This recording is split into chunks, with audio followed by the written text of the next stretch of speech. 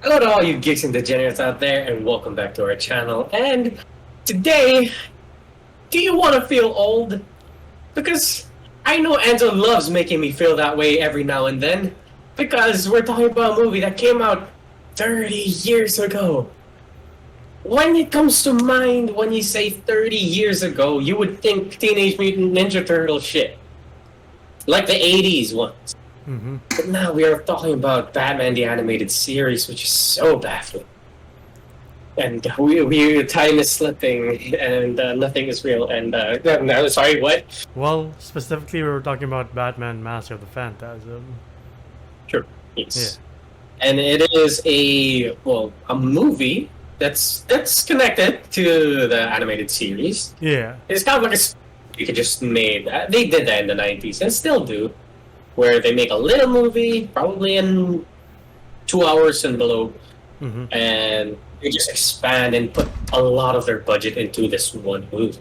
Yeah. And I love it. We've already talked about how we've come across Batman within our childhood, and we ain't gonna do that for the third time. Yeah. Yeah. So we're very well aware of the animated series. And when did you watch Mass of the Phantasm? I actually watched this during senior high school because DC was at the high of like making animated movies, and they were still pretty good. I haven't checked on the latest ones, but I got tired of the yearly release of like, I hope this is good. But back then in 2014, like the Killing Joke. Oh my god.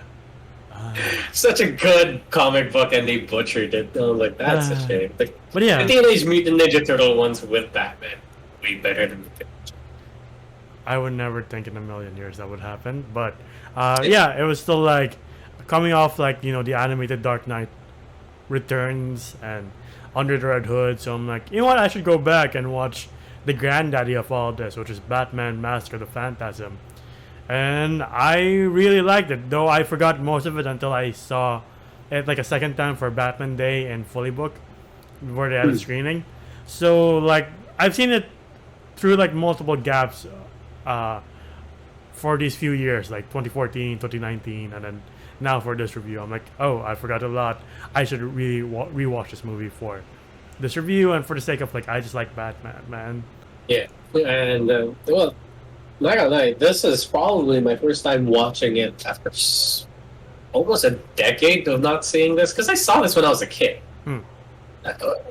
Almost a decade. Like when I was 13, I was obsessed with Batman, and well, I'm 24 now. And this is the time where I binge watched everything. Well, was it Gotham Knights? All of the animated Batman movies that you could think of, all the Dark Knight movies, the Dark Knight Returns movies. And I was like, I'm just absorbing as much Batman because how cool is that? This dude's in the Justice League and he has 0 powers, but besides his strength and intelligence, I'm like, I mean, there's a guy. But yeah, he's a founding member of the Justice League. When you have to steal somebody else's identity just to have an interesting story, I don't think you're that great. I mean, he is very Oliver Queen. He is a founding member of the Justice League, so there's that. That's true. So not to shit on any Oliver Queen fans here and the Arrow fans, but Batman kind of has yeah. Well, when you think of Justice League, you think of Batman, Superman, Wonder Woman, right? Yeah. So anyway, enough of that tangent.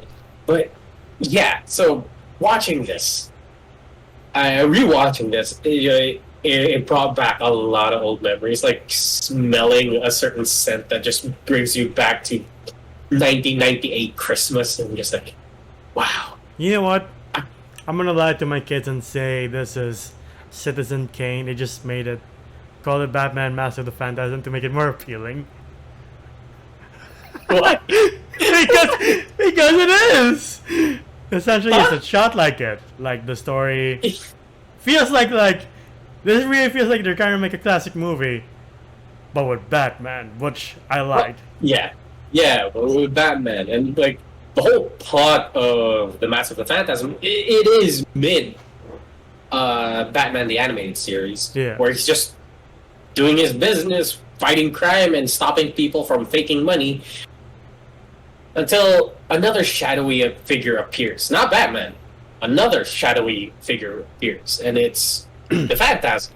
Yeah, who is a legit bad guy now in the comics. Like, he made his debut last year, and I do like the voice of Chucky, your angel of death has arrived. Who's the... It was like...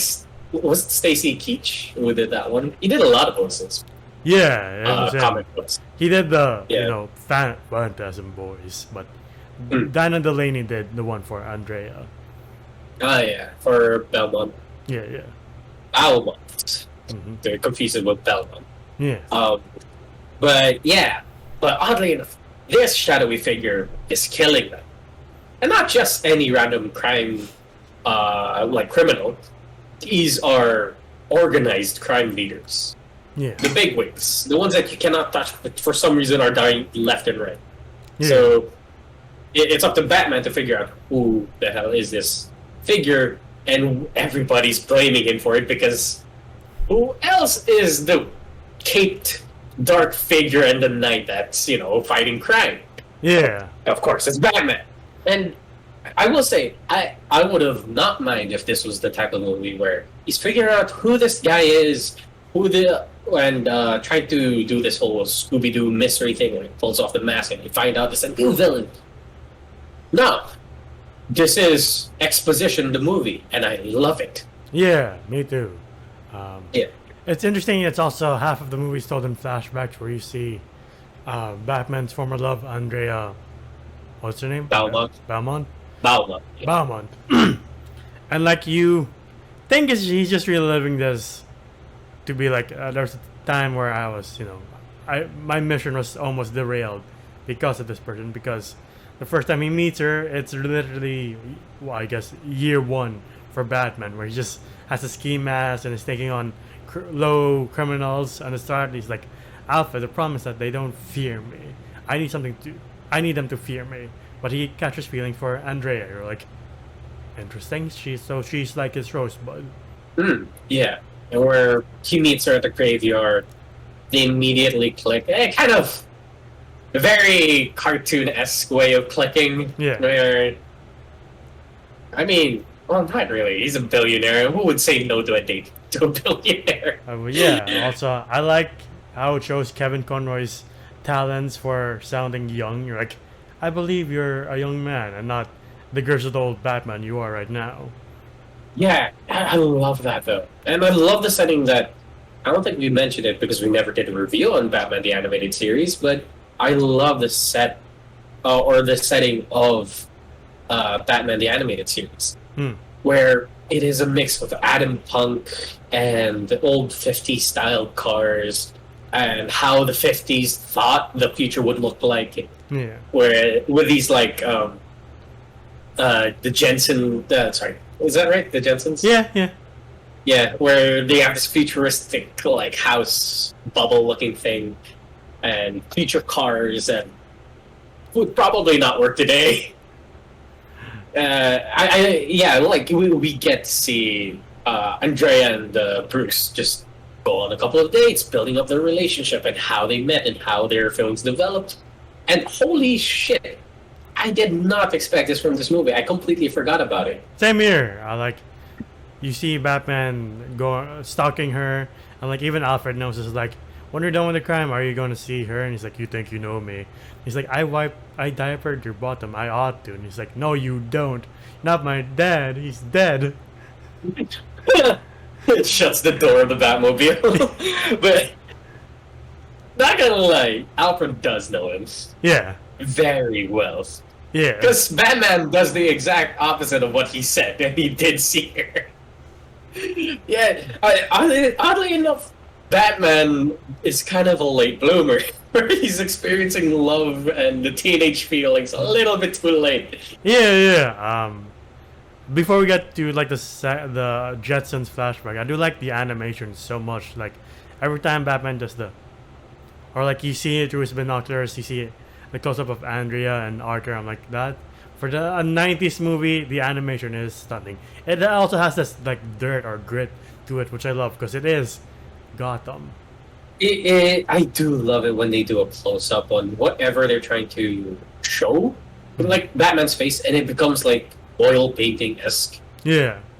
They do that with SpongeBob, not in a comedic way. This is more of like very dramatic, and I love seeing that. And yeah, you see that Andrea Belmont, who is kind of like is a new character that comes out, that there is a history between her and Bruce. Mm-hmm. Whoever this mystery character is very pinnacle to this story, and she's dating Arthur Reeves, which is like soon to be mayor of Gotham City. Yeah, and like you find out through the flashbacks that Andrea's dad is a good man, but he does deal with shady people like Sal. I forgot his last name. Something. Not something. Salvatore Balestra, I think. Yeah. I'm trying to look like, I remembered all their names, but I'm just looking. That's what I mean. The like, cast right here. This feels like Citizen Kane, but just with some guy dressed as the Bat and another guy dressed as the Clown. Or like, if you didn't know any better, you'd be like, this is a very serious animated movie. This is a very serious animated movie. We're seeing Batman being human, and Batman who almost did not become Batman. Yeah, that scene, like, you expect the scene in his mansion after he fails to get the money, because Andrea's there. He fails to stop the robbery, and then you go back to the mansion. You feel like, oh, this is where he gets his inspiration to become a Bat. No, this is where he asks his parents to, like, please, I know I made a promise, but I did not expect to be happy. You're like, I love it so much. I feel so bad I forgot this plot. I should have rewatched it. This is why when I had the chance. People are like, this is one of the greatest Batman movies.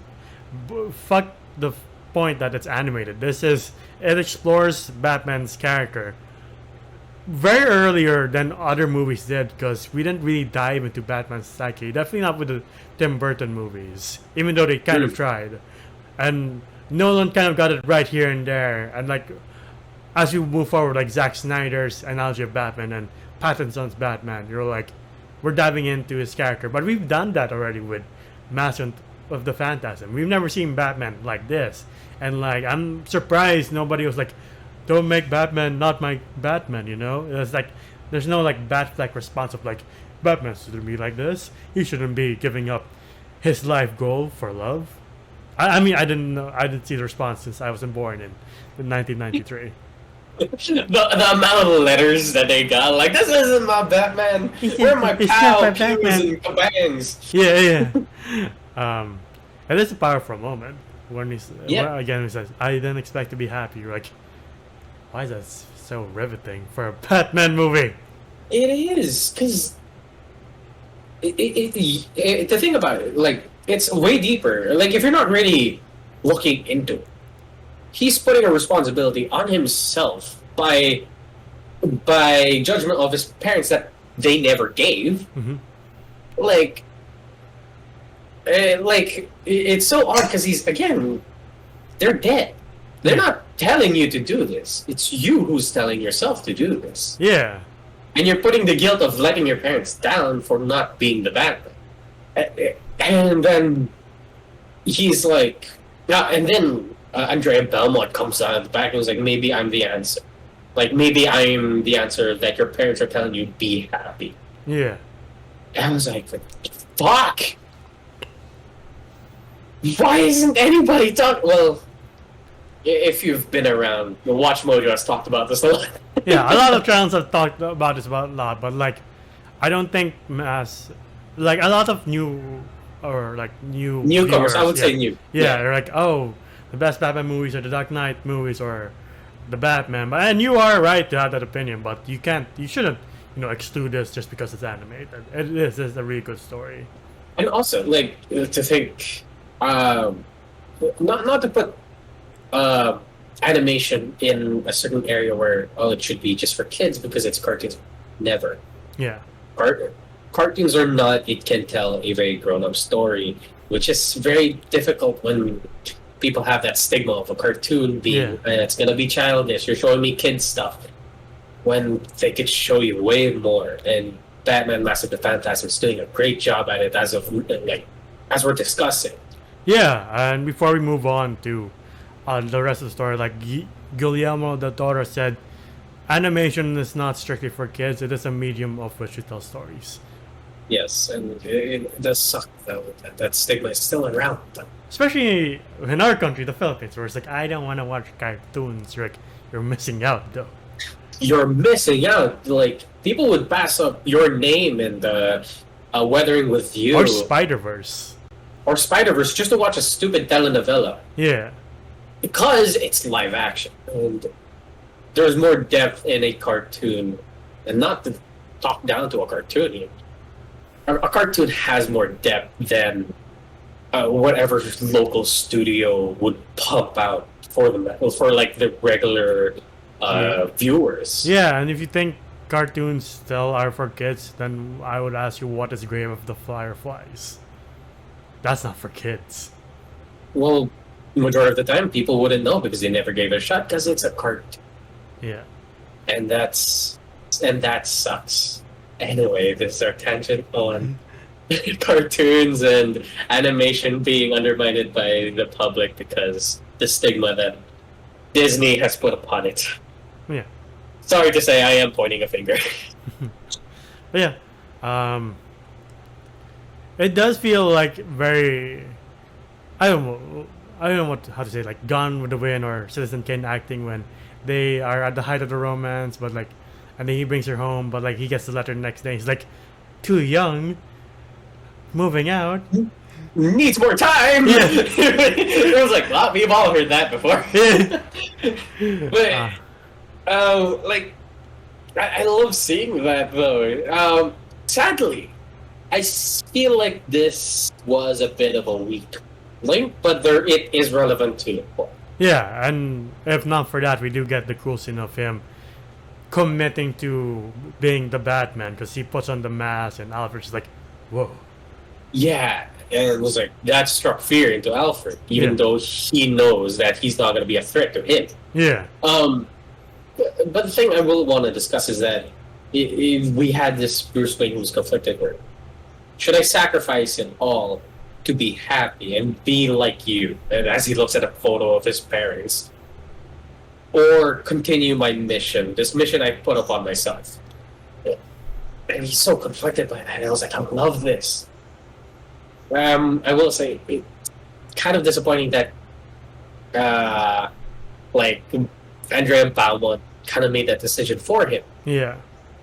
Which I would have loved to have seen Bruce just make that decision for himself. But then again, it would have not worked because the plot, has to go a certain direction, and we all know where it's going. Yeah, and like I like how not a lot of Batman movies do we'll keep the main villain until like 38 minutes into the movie, because it's at the 38-minute point that you meet Mark Hamill's Joker, and he's one of the few people that when I read comics I hear his Joker, and like I've had a few conversations of like how could you think Mark Hamill's the best Joker?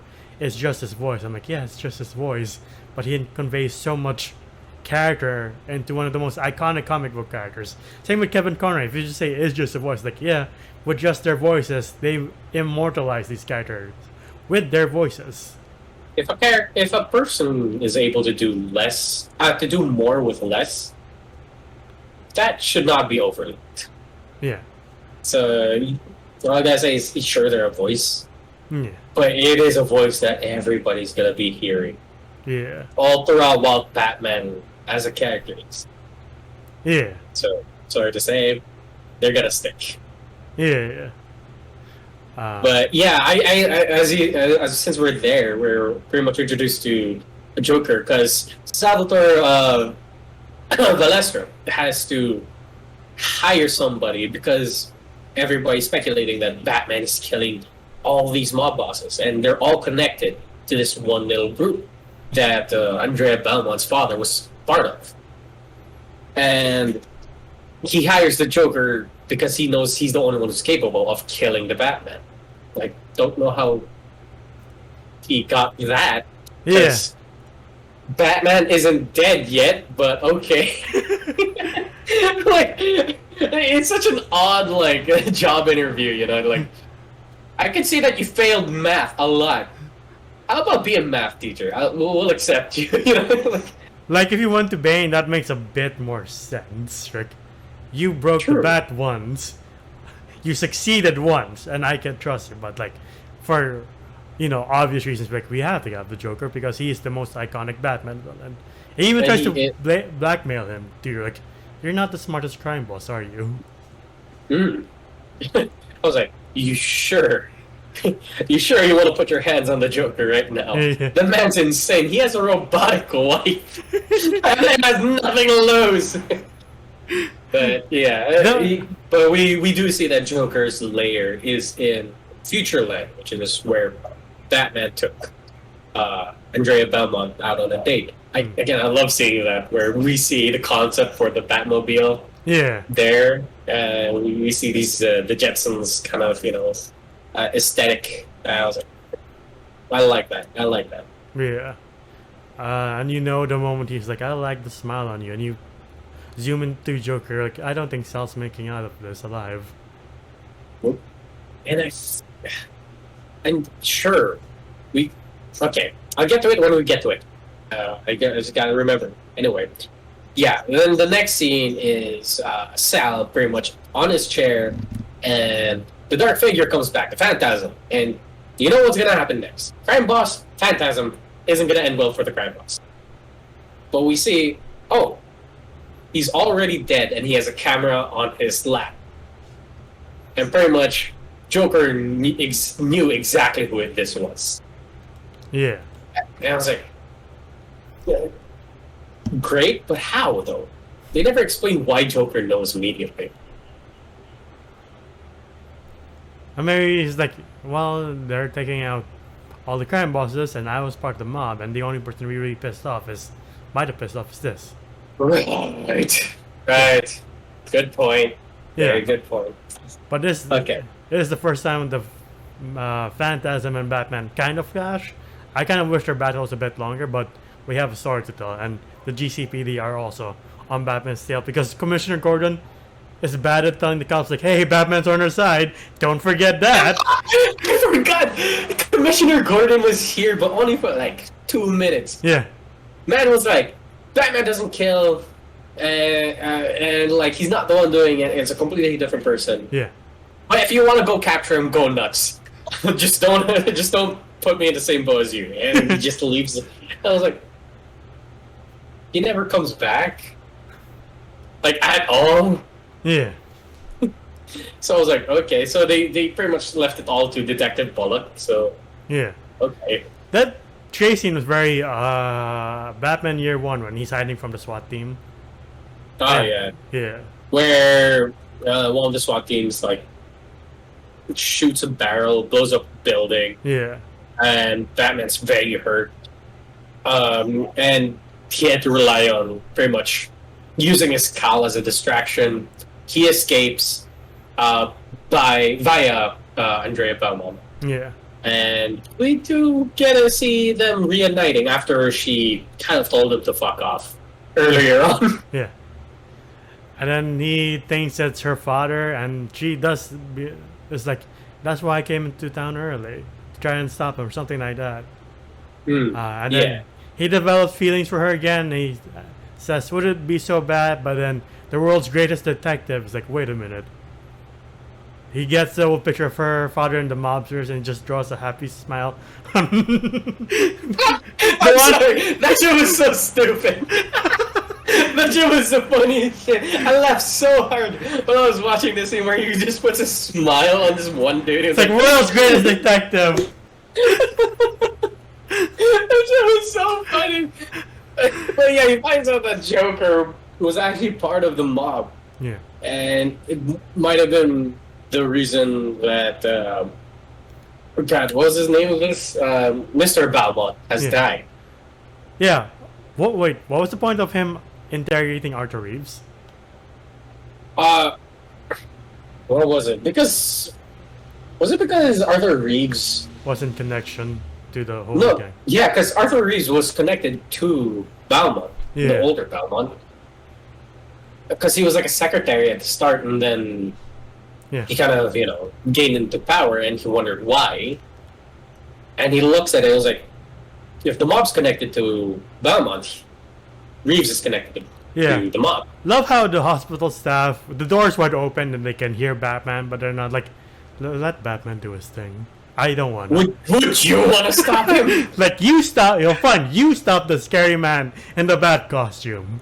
It's like, you're supposed to take care of your patients. I ain't taking care of that.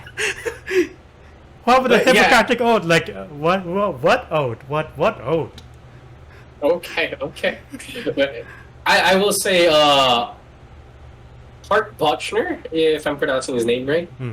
Speaking of great voice acting, Hart Bochner as Arthur Reeves, laughing in such a painful way. Yeah.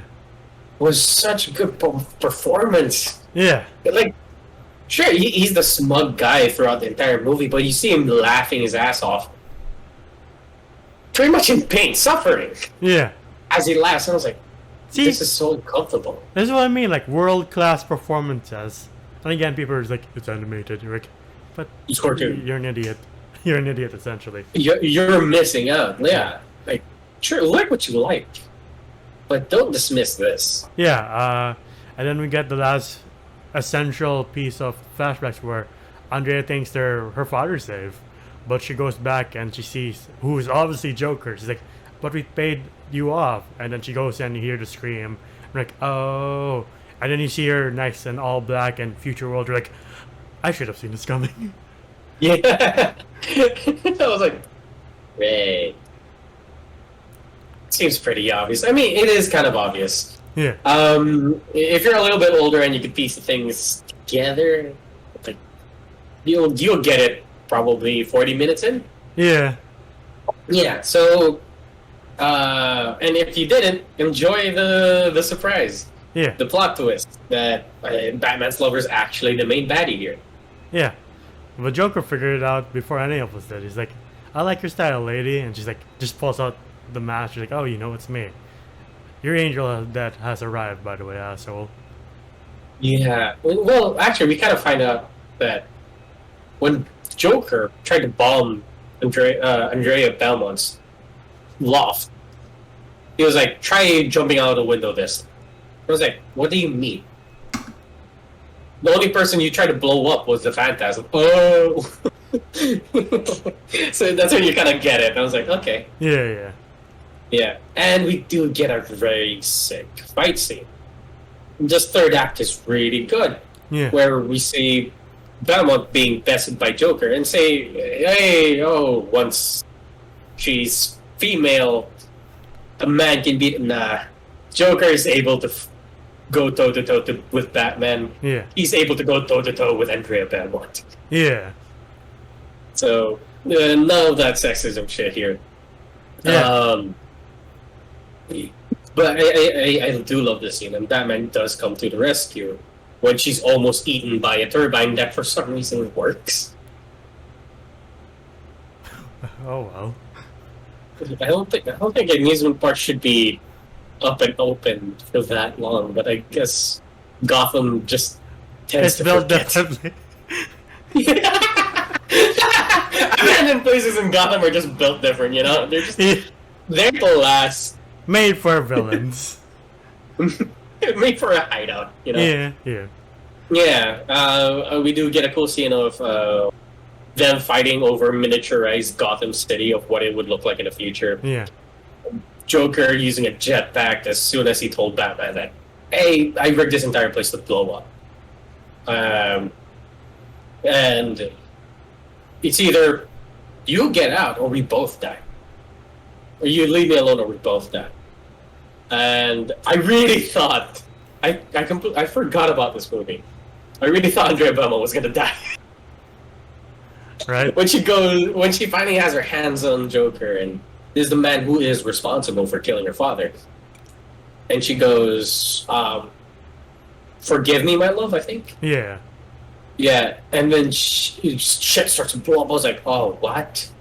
Joker and her die, or Joker makes it out, but her die, and then we find she just disappears. Yeah.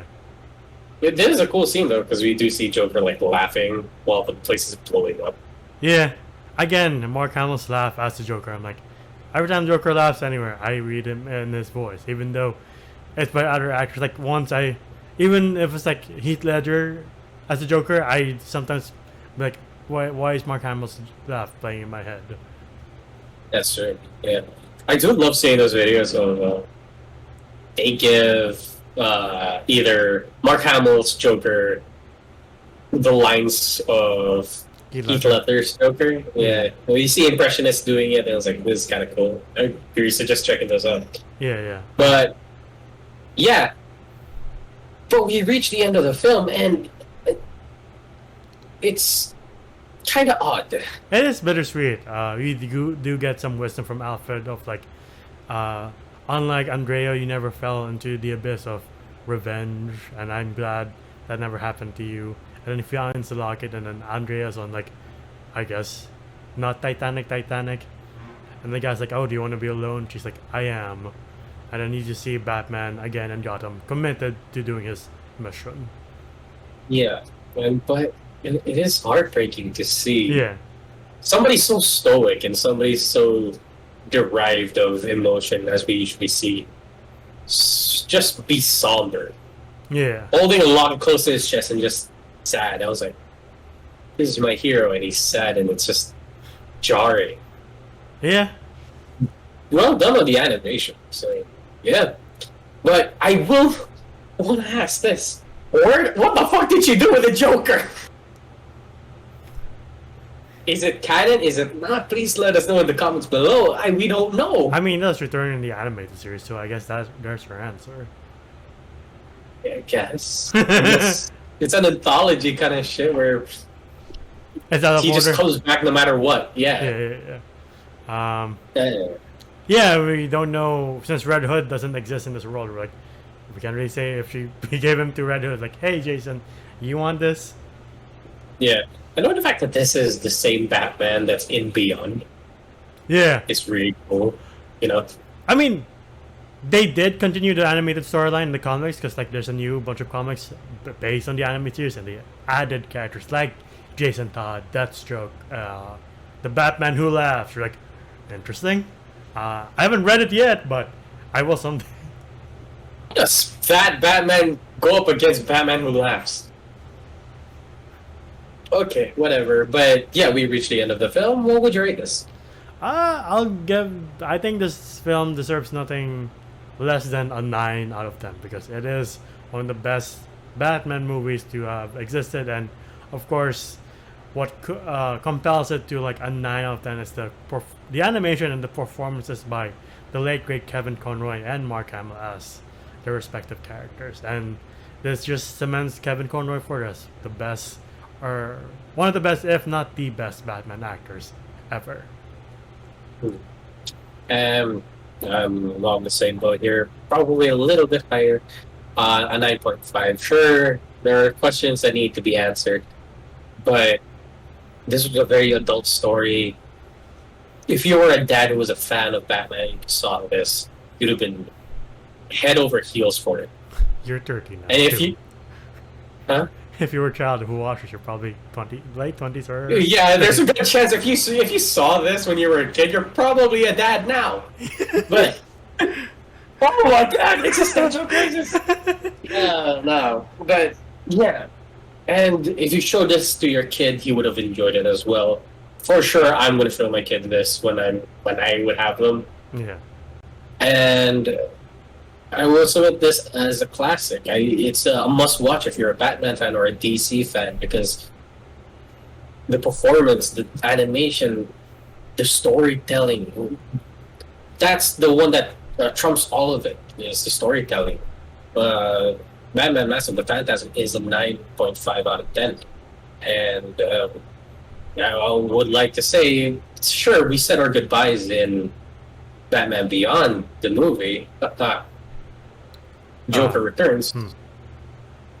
But here, I would like to say thank you, Kevin Conroy, for giving us the voice and giving us the image that's stuck in our head as the pinnacle Batman. Yeah, it was the most iconic Batman ever. Exactly. The one that got the train going. Yeah. Yeah. So, thank you, and may you rest in peace. Yes. But, yeah, enough of the depressing note. Well, more like somber note. Just like this movie. More of a somber note. Just, oh, Lord. But yeah, enough of the song.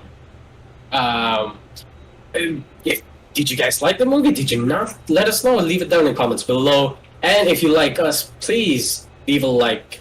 Ring the bell. Subscribe. Ring the bell icon to be notified for more videos to come.